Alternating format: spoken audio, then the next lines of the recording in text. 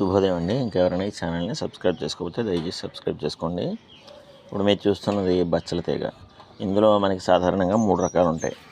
Ceylon బచ్చలు అని అంటారు. అది చెట్టు జాతిలా ఉంటుందన్నమాట. అంటే ఒక అడుగున్నర 2 అడుగుల వరకు పెరుగుతుంది. ప్లస్ అది తీగ జాతి కాదు కాబట్టి దాని ఆకులు కూడా వేరేగా ఉంటాయి. పొడుగ్గా సన్నగా వస్తాయి.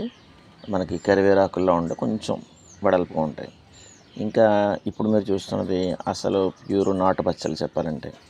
ఇది మన ఇళ్లలో ఇదివరకు పూర్వం ఉండేది.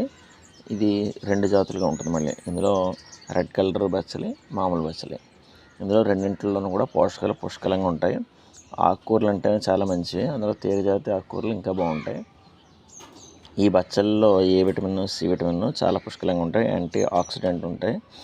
ఈ బచ్చలను మనం కాడలతో సహా వండుకోవచ్చు అన్నమాట.